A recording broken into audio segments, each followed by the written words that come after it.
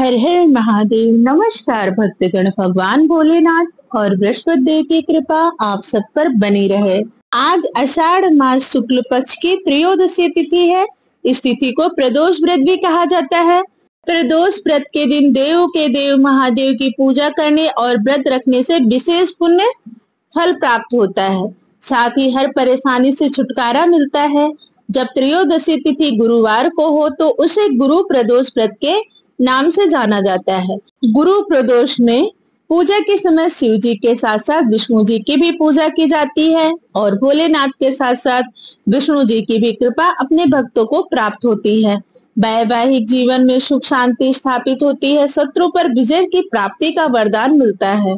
गुरु प्रदोष व्रत को रखने से साधक के दुश्मन कभी परेशान नहीं करते। बृहस्पति जनित दोष दूर होता है। वैवाहिक जीवन सुखमय बना रहता है।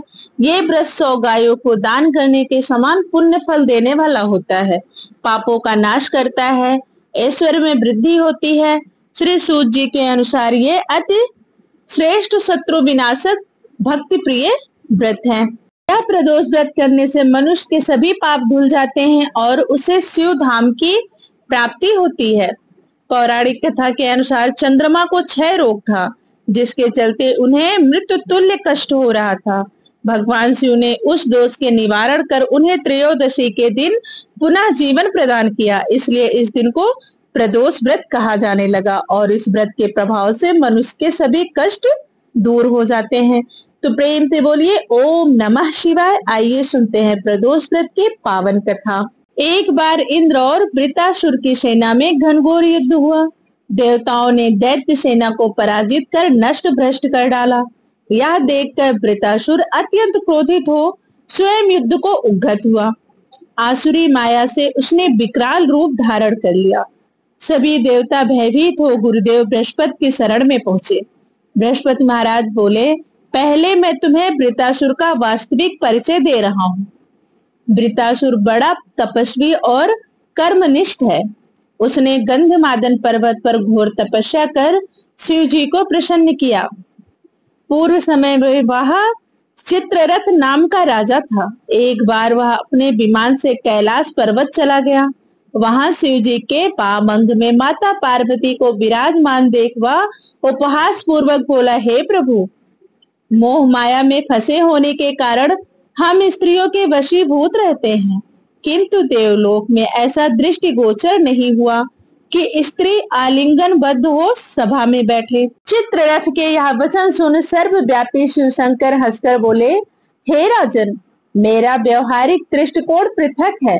मैंने मृत्युदाता कालकूट महाविष का पान किया है, फिर भी तुम साधारण जन की भांति मेरा उपहास उड़ा रहे हो।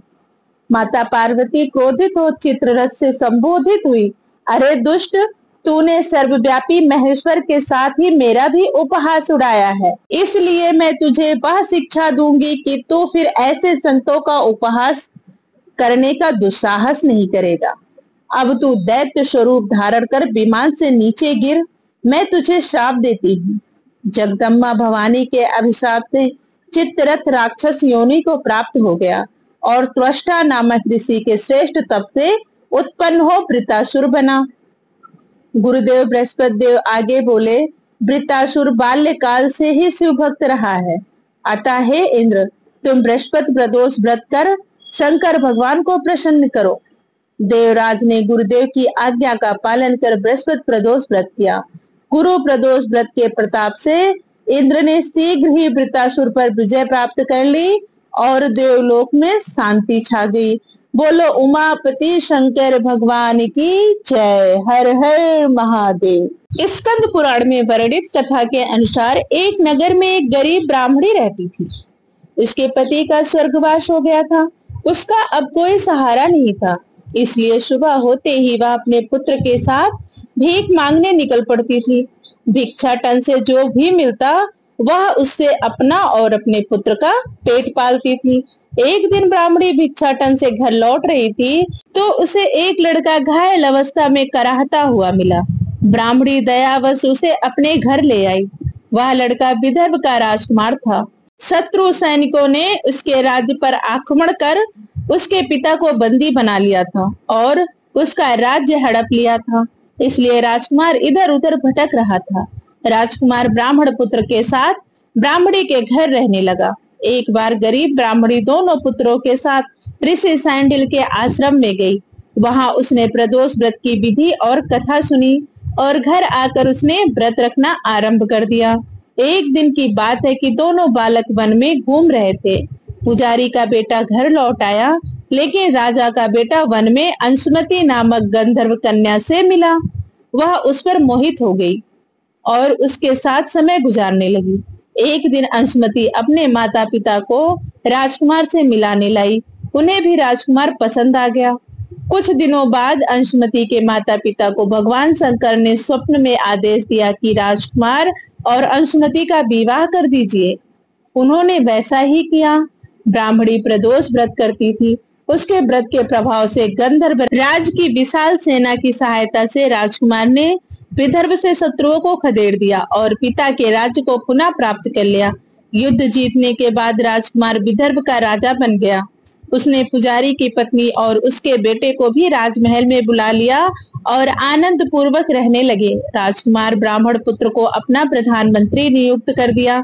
अंशुमति के पूछने पर राजकुमार ने उसे प्रदोष व्रत के बारे में बताया। इसके बाद अंशुमति भी नियमित रूप से प्रदोष का व्रत रखने लगी। इस व्रत से इन लोगों के जीवन में सुखद बदलाव आए।